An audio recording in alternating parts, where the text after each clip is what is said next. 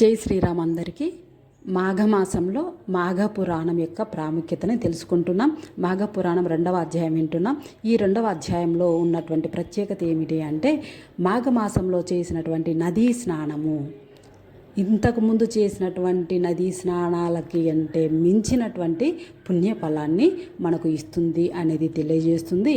అలాగే ఇంతకుముందు మాసాలలో చేసినటువంటి పుణ్యకార్యాల ద్వారా వచ్చినటువంటి ఫలితము కంటే మించినటువంటి శాశ్వతమైన స్వర్గలోక ప్రాప్తి ఈ యొక్క మాసంలో చేసిన పుణ్యకార్యాల వలన వస్తుంది అనేది మనకి ఈ యొక్క 2వ అధ్యాయం ద్వారా తెలుస్తుంది. చక్కగా సూర్యవంశ రాజు దిలీప మహారాజు ఒకానొక రోజున వేటకు బయలుదేరాడు. ఆయన వేటకు బయలుదేరినప్పుడు అడవిలోకి వెళ్ళినప్పుడు తనతో పాటు సైన్యాన్ని కూడా తీసుకెళ్ళాడు ఈ వేటకి.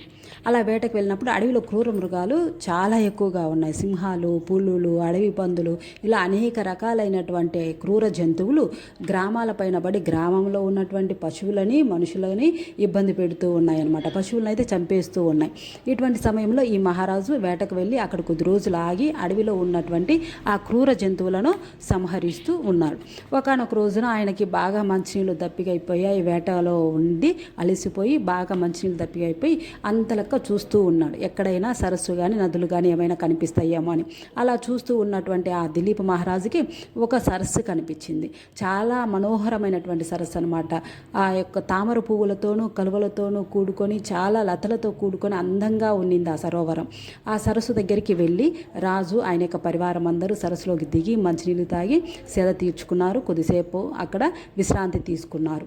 వాళ్ళు అలా విశ్రాంతి తీసుకుంటున్న సమయంలో ఈ రాజు ఈ సైన్యము చేసినటువంటి వేటకు వెళ్ళినప్పుడు చేసినటువంటి ఈ శబ్దాల వలన అయితేనేమి, బాణాలు వేసినటువంటి వాటి ద్వారా వచ్చినటువంటి శబ్దాల వలన అయితేనేమి చెల్లా చెదురైపోయినటువంటి ఆ క్రూర మృగాలన్నీ కూడా సింహాలు, పులులు, అడవి దున్నలు, మిగతా జంతువులన్నీ కూడా నీళ్లు తాగడం కోసం ఆ సరస్సు దగ్గరికి అన్నీ వచ్చాయి.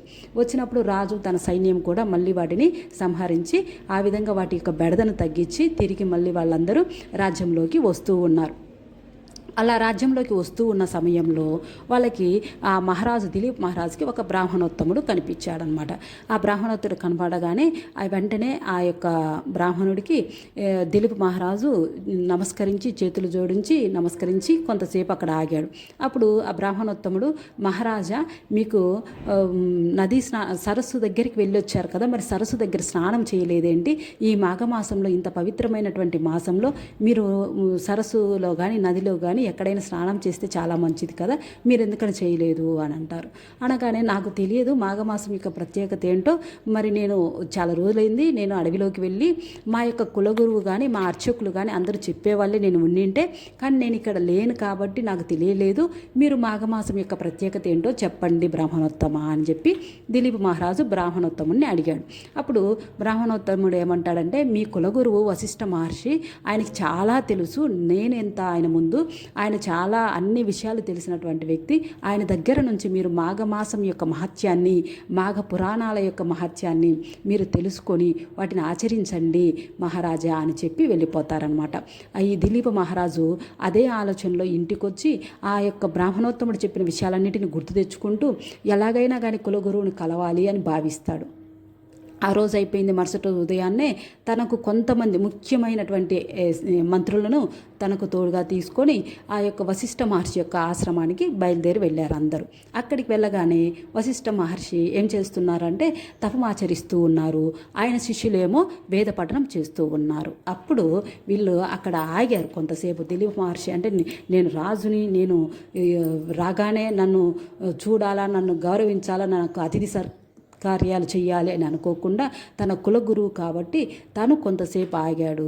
ఆ తర్వాత వశిష్ఠ మహర్షి తన యొక్క తపము ఆచరించేది అయిపోయిన తర్వాత వచ్చి రాజుగారిని చూసి కుశల ప్రశ్నలు అడిగి ఆయనను కూర్చోమని ఆసనం చూపించి కూర్చోపెట్టి అతిథి మర్యాదలు చేసిన తర్వాత, ఏ మహారాజా ఇటువైపుకు వచ్చావు, ఏమి ప్రాముఖ్యత, ఏమి కారణం ఏమిటో మాకు తెలియజేస్తారా అని చెప్పి ఆ వశిష్ఠ మహర్షి దిలీప్ మహారాజుని అడిగారు.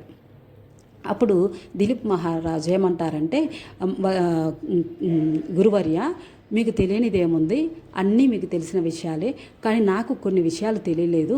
ఇప్పుడు మాఘమాసం జరుగుతుంది. ఈ మాఘమాసం యొక్క మహత్యాన్ని, మాఘ పురాణం యొక్క మహత్యాన్ని నాకు తెలుసుకోవాలనుంది. మీ దగ్గర నుంచి నేను అనేక విషయాల్ని ఎప్పటికప్పుడు తెలుసుకుంటూ వాటిని ఆచరిస్తూ ఉన్నాను. మరి ఈ విషయం కూడా నేను తెలుసుకోవాలని నేను కోరుకుంటున్నాను. మీ నుంచి వినాలని నా మనసు కోరుతుంది. కాబట్టి మీరు మాకు ఆ యొక్క మహత్యాన్ని గురించి వివరించండి అని చెప్పి అడుగుతాడనమాట. అప్పుడు ఆ వశిష్ఠ మహర్షి, నిజమేను, నేను చెప్తాను. మీరు అడిగిన విషయాలకి మీరు అడగడం చాలా సమంజసమైనటువంటి కోరికను మీరు కోరారు. నేను ఈ మాఘమాసం యొక్క మహత్యాన్ని నేను మీకు తెలియజేస్తాను. ఏంటంటే మహారాజా, ఈ యొక్క మాఘమాస మహత్యము ప్రతి ఒక్కరూ తెలుసుకొని ఆచరించాలి. ఇది ఆచరించినట్లయితే చాలా మంచిది. మాఘమాసం యొక్క మహత్యాన్ని వర్ణింప సత్యం నాకు కాదు, కానీ మీరు అడిగారు కాబట్టి నేను కొంతైనా తెలియజేయాలని నేను అనుకుంటున్నాను. ఈ మాఘమాసంలో చేయు నదీ స్నానం వలన గొప్ప ఫలము కలుగుతుంది. అటువంటి ఫలమును ఇచ్చు మాఘమాసము అన్ని విధాలా శుభప్రదమైంది. కావున ఈ మాఘమాసం నందు చేయు నదీ స్నానం వలన మనుషుడు ఎవరైనా కానీ పుణ్యాత్ముడు అవుతాడు. అంతేకాక మాఘం అన్ని విధాలా పుణ్యప్రదమైనది. అంతేకాక పుణ్యకార్యముల వలన, ఇంతకుముందు చేసుకున్నటువంటి పుణ్యకార్యముల వలన స్వర్గలోకంలో ప్రాప్తి మనకి తాత్కాలికంగా కలుగుతుందేమో, కానీ మాఘమాసంలో చేసుకున్నటువంటి పుణ్య ఫలాల వలన వచ్చినటువంటి ఫలితం ఏదైతే ఉందో అది శాశ్వతమైనటువంటి స్వర్గలోక ప్రాప్తిని మనకు ఇస్తుంది. ఇంతకంటే మించింది ఇంకేమి కావాలి మహారాజా? కాబట్టి ఈ మాసంలో నదీ స్నానము, ఈ మాసంలో చేసినటువంటి పుణ్యకార్యాలు మనకి స్వర్గలోక ప్రాప్తిని శాశ్వతంగా ఇస్తాయి. ఇంతకంటే ఇంకేమి కావాలి మహారాజా? ఇది విని అర్థం చేసుకొని మనం వీటిని ఆచరించాలి. ఈ మాసంలో ఖచ్చితంగా కుదిరితే నదీ స్నానము, సరస్సు స్నానము చేసి మనము ఆ స్వామిని ఎల్లవెల్లా స్మరిస్తూ ఉండాలి అని తెలియజేశాడు. 2వ అధ్యాయం సంపూర్ణము. మళ్ళీ రేపు మనము 3వ అధ్యాయాన్ని మళ్ళీ తెలుసుకుందాం. జయ శ్రీకృష్ణ. సర్వం శ్రీకృష్ణ అర్పణమస్తు.